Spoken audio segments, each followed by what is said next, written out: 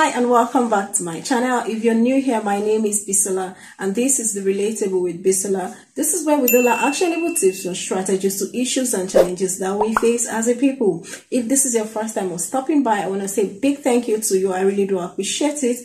Alright, and to my returning subscribers, I cannot thank you guys enough. I want to say big shout out to each and every one of you. I really do appreciate your efforts. Alright, and jumping straight to today's topic is how child spacing works miracles. As soon as a marriage is consummated, the first thing on the burner is childbearing. The most exciting feeling is welcoming parenthood. However, parenting should be enjoyed and not endured.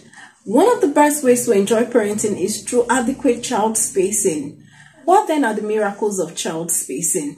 At number one is it helps you nurture your children with love, care, and compassion. Parenting as it is a very tedious and taxing job, so it's important that as you intend to go about it, you map out your plan such that you're including child spacing.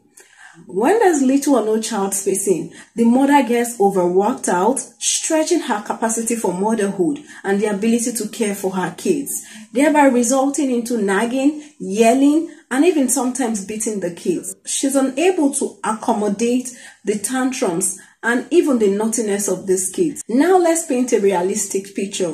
We have Mother A and the Mother B. Mother A decides that within the space of 6 years, she's going to be having all her 4 kids, while Mother B decides that within the space of 10 years, she's going to be having all her 3 kids. The truth is, one is going to be having to raise her children more with love, care, and compassion, because she's going to be enjoying child spacing that would bring about that ability to inculcate those values that those children need at that point in time.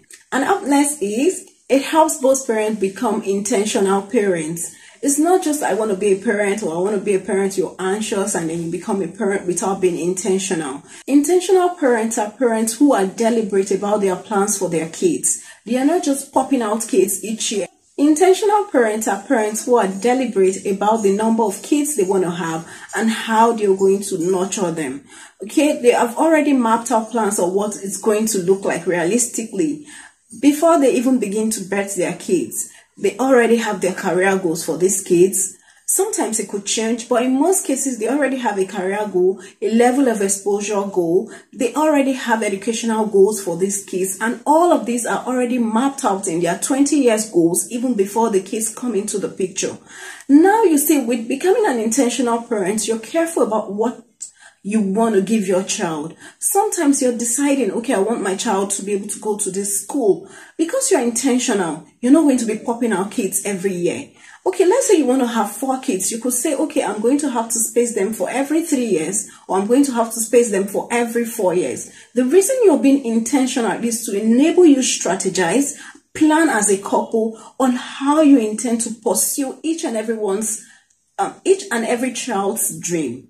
Okay, so intentional parents are parents who go all out strategizing, okay, about what results they intend to have at the end of the day. For instance, an intentional parent could say, because I want my child to have the best, I'm going to have to space them for 4 to 3 years, such that each child has a level of swimming exposure. Each child has a level of confidence building skills. You're already exposing your child to a self-esteem class. You're already exposing your child to classes that are way beyond the classrooms. All these are some of the ways intentional parents exhibit or show their intentionality when caring or nurturing their children. Number 3 is that it promotes child-parent bond. Since parents have to cater for both work life and then family life, balancing it all can be very tedious. And if this is not done properly, it results into poor child-parent bond. Okay, so it's essential that for you to be able to achieve this, you leverage on child spacing. When one leverages on child spacing, there's going to be a very good level of rapport between the child and the father or the mother. You see the children of such parents being able to freely approach their parents and then have a good communication with them about issues and challenges that they face in life. Okay, and finally is it allows the couple to enjoy romance and excitement in their marriage. With adequate child spacing, the couples are going to have to enjoy romance and excitement, fun in their marriage for a long time without feeling worked out or tired. In most cases, when people begin to birth their kids without adequate spacing, then the energy that is supposed to be used to create fun and romance in the marriage is obviously being transferred or geared towards raising children, so that even sometimes the mother feels worn out to be able to cater for her own self. So you see, the advantage of child spacing cannot be overemphasized. If you want that romance to linger in your marriage, you want it to last, you want it to be there for a long time, it's important that you leverage on child spacing. The benefit of child spacing to the couple and to the children cannot be overemphasized, and that's the reality. So it's important that we leverage on it. I have heard people talk about having to enjoy their marriage for 1 year before even having kids.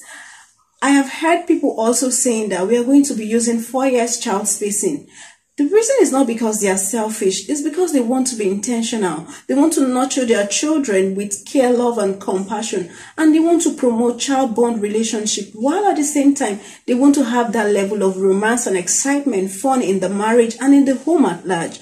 So you see, when people make their own decision, we learn to respect them. I bear no grudges about people who say, I'm going to use 4 years child spacing. It's all left to them.